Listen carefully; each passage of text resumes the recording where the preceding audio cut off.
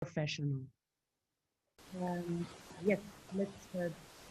We have our last speaker of today. Over the past 20 years, Professor Georges Ataya has become a strong reference in the training and education domain, mainly through his activities at Solvay Business School, where I am an alumni myself, proud to be, where he is the founder and academic director of the Digital Transformation, Governance and Trust for postgraduates and executive education. George joined High-Tech Partners in 2019 within the context of the company digital transformation journey to implement it in the reskill, acquiring, and partner framework with responsibility to lead the activity of the reskill practice, and he founded Ataya and Partners. Ataya and Partners offers consulting experience in data protection, cybersecurity, and IT and digital governance. He is currently member of several boards. George will present now the benefits and usage of the RAP tool. The floor is yours. Thank you very much, Carol. I'm delighted to be here. Well, digital professionals, as we understood, need to gradually reskill to remain on top of their jobs and to grow their career. This is becoming nowadays an uphill exercise. There are today so many alternatives and options available for their reskilling and competences improvement activities, many credentials, certifications, technology domains, and management models.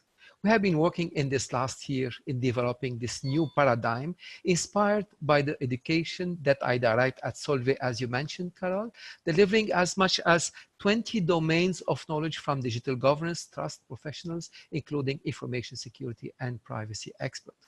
The concept starts with an assessment that inventories the skills in various domains in relation to various roles. We have selected the ICT role that was presented by Ian Seward as defined by the EU-funded research. The assessment also exists based on the NIST Security Workforce Framework, NICE, and ICE. We are also introducing EU data protection competences as research by our university in partnership with the DPO Circle in Belgium. The participant responds typically in the assessment to series of questions that are related to the individual skills that are required for the selected role. There are in SFIA various levels and related to various aptitudes as we see on the right side. Actually, this is called attribute as mentioned by Ian. After completing the assessment for the specific role, participants may run another assessment for a different role and thus different set of skills. The tool displays the selected role as well as other roles with comparable skills with most proximity. It lists the skill gap for each role, enabling the users to potentially reskill for a career upgrade.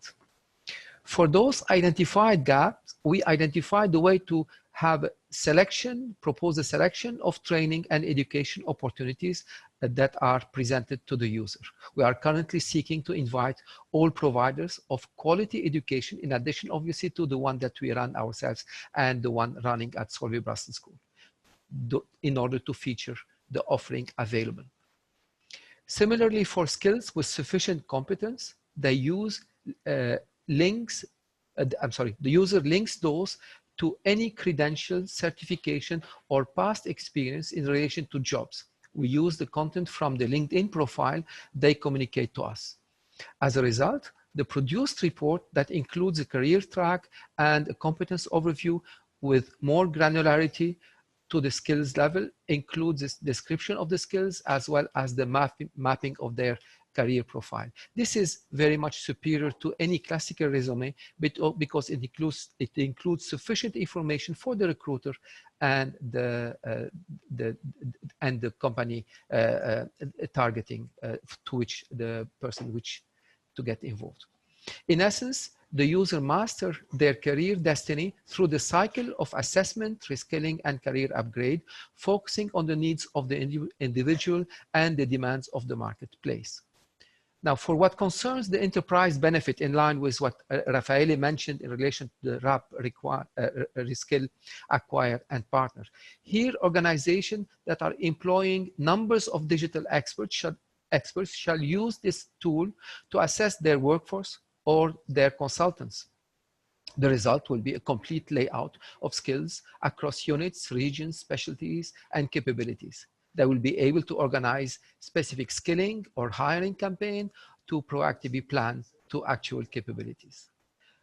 Various actions are then available for the proactive provisioning of digital resources at the enterprise level. Organizations shall have a direct access, for example, to a repository of skills and will be able to conduct all inquiries, reporting, and planning to identify what skills is required what domain or what teams are missing skills that we have to provision in advance. Organization can also have access to they could populate the individual pages offering individual employees access to their personal training portfolio to help them reskill on a regular basis. As Mark mentioned, whenever they wish, they can select yet another domain to get an education or a training. Finally, leading organizations shall also use the tool to lead by building specific job descriptions and combine compatible skills in project teams.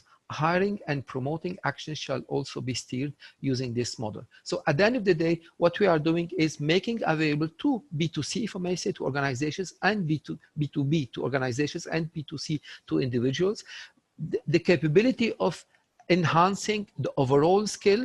And we will be presenting in the coming weeks, we will be receiving some information from us where we'll be going much into detail explaining that tool and highlighting its advantages as well to enterprises as well to individuals. Thank you very much.